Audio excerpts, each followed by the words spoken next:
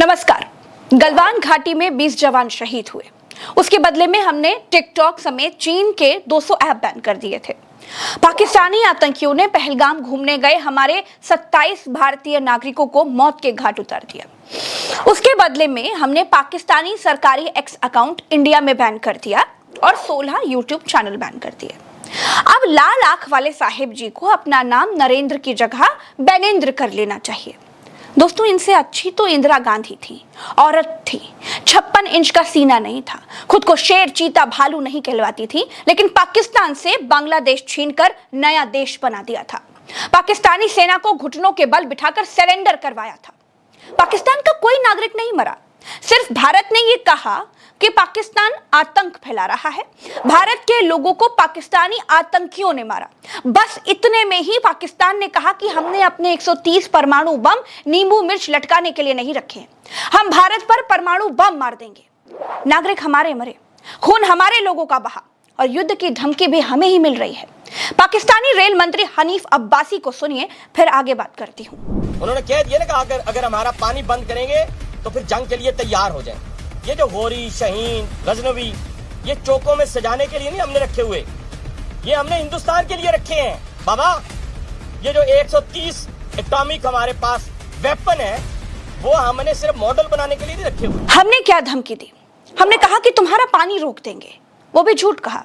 हमारे पास पानी रोकने का कोई बड़ा सिस्टम अभी तक है ही नहीं, उससे बनने में कम से कम 10 साल लगेंगे।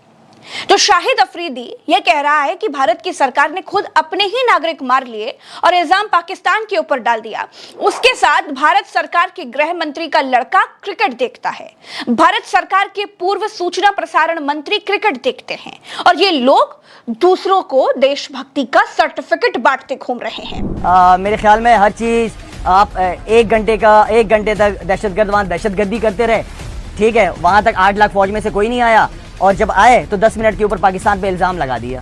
तो आई मीन कि खुद ही ब्लंडर्स मारते रहते हैं, खुद ही लोगों को मरवा देते हैं, फिर उनकी वीडियोस दिखाते हैं कि नहीं वो तो जिंदा है। दोस्तों, चीन ने पाकिस्तान को समर्थन दे दिया है। चीन का कहना है कि पाकिस्तान उसका सबसे अच्छा मित्र है, इसीलिए युद्ध के समय वो पाकिस्तान की रक्षा करेगा।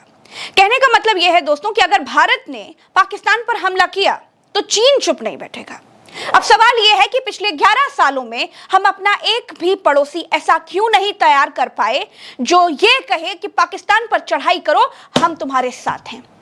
दूसरा सवाल यह है दोस्तों कि हम इतने सालों में अपनी छवि दबंग वाली क्यों नहीं बना पाए। हम ऐसी छवि क्यों नहीं बना पाए कि हमारे सामने हमारे दुश्मन का साथ देने की हिम्मत कोई पड़ोसी देश सपने में भी नहीं कर पाता। दोस्तों, मोदी सरकार ने पिछले 11 सालों में ईडी, सीबीआई, इनकम टैक्स, इन सब का इस्तेमाल विपक्ष को डराने के लिए किया, विपक्ष के सामने अपना खौफ बनाया, लेकिन बतौर सरकार पड़ोसी मुल्कों में अपना खौफ पैदा करने में नाकाम रहे।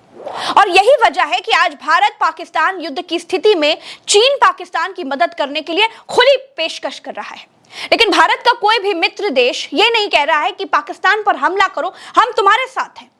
भारत